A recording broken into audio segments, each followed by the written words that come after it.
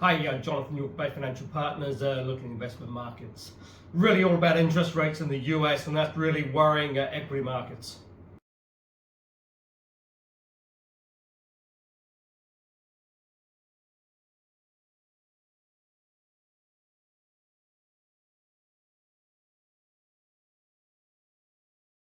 The sort of fear that the Fed may just stay higher for longer has seen the 10-year now reach a 16-year high. 478 yield on the 10-year. 2-year currently around 515.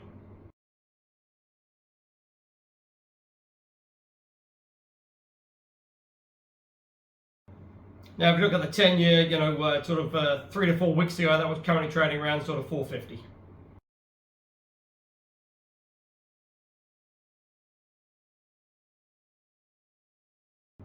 Now, that's really on the back of some pretty strong data coming out of the US, still showing a pretty resilient and pretty strong labour market.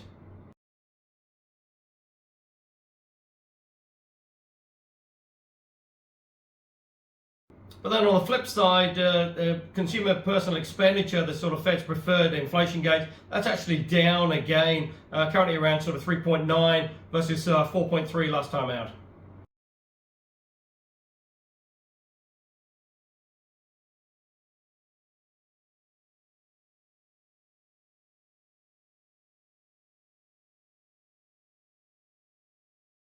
Also seen the potential government shutdown sort of averted for now. They've got a sort of a respite on that for the next sort of 6 to 7 weeks as that sort of temporary spending bill was passed.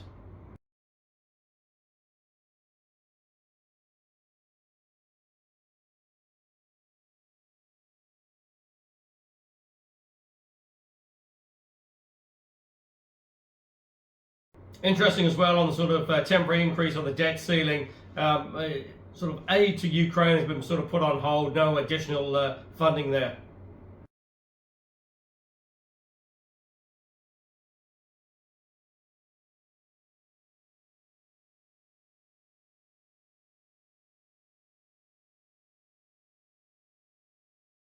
So really just going to be very interesting to see the latest jobs data coming out on Friday US time, but also as well just to see how the sort of month of October sort of pans out, because coming into reporting season again, and obviously with a backup in equities now sort of down around sort of 600-700 points over the last sort of 2 to 3 days.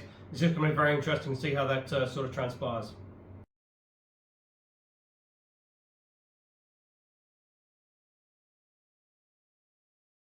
On the positive side, a little bit of good news coming out of China on their sort of PMI data that was actually above 50, which sort of shows a potentially sort of expansionary economy.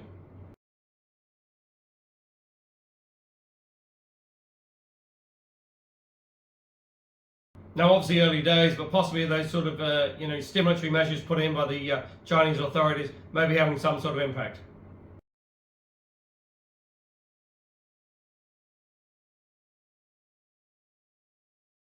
On the election front, ex-President Trump is now in court on civil charges about fraud for his company in terms of sort of inflating the balance sheet and books to try and get loans.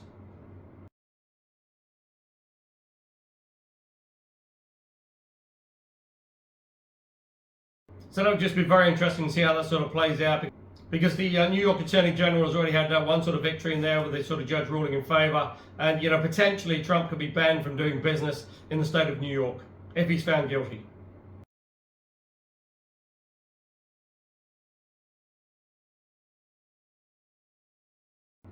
Now, quite what that would do for his presidential campaign in 2024, really unsure at present.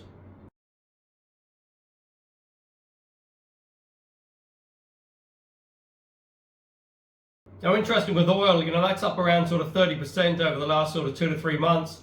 With the rise in interest rates, that's sort of seen it back off now and back below $90 a barrel. So potentially that takes some inflationary pressures out of the economy.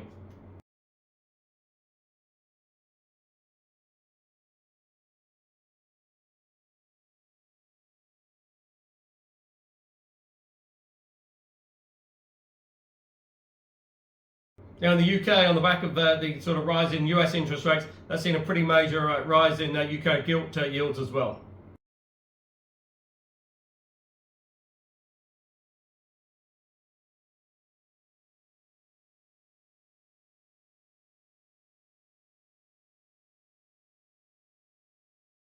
But also as well, obviously in the UK, as we're coming into that sort of winter now, it's just going to be very interesting to see on the sort of energy costs.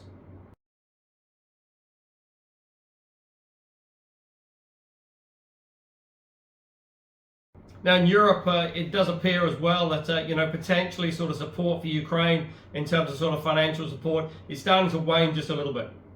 Poland, the latest country to come out and sort of start to pull back on their sort of support on the back of a sort of grain sort of issues. This is due to the fact that the market's sort of been flooded with sort of cheap grain coming out of Ukraine apparently.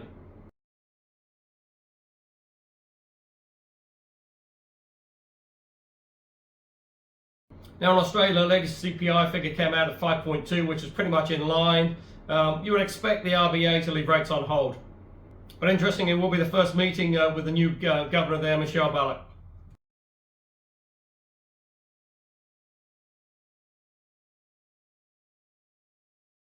But certainly the Australian economy, potentially should be benefiting with those sort of latest numbers coming out of China, which shows a sort of an expansionary economy there. Demand for resources and minerals appears to be picking up from China, which is obviously good news for Australia and their economy.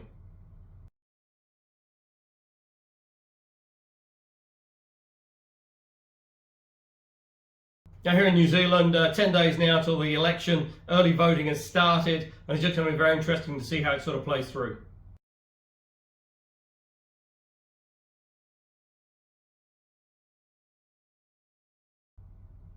As an added complication for the government, Prime Minister Hipkins has now contracted COVID and will be out of campaigning for the next sort of 4 to 5 days.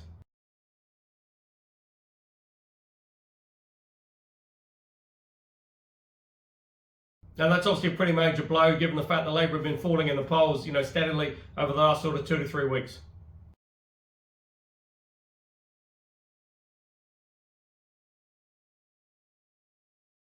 Now obviously with the election this close, everyone expects the Reserve Bank to leave rates on hold now in October. But potentially there is still talk about a possible move in November.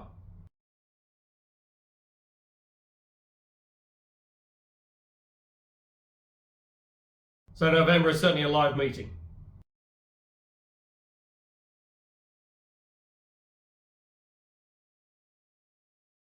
And what is interesting as well, the housing market showing signs of sort of recovery. Latest data coming out of Auckland shows a, not just an increase in sort of activity, but a small increase in prices as well.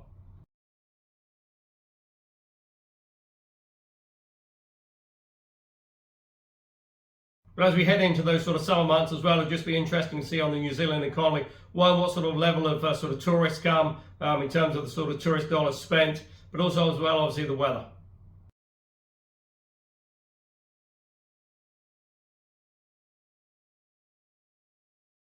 Because last summer, really was pretty horrendous in terms of sort of weather events, big cyclones, mass floods, and that caused some pretty major disruption. Not just to supply chains, but also sort of food sort of producing areas as well.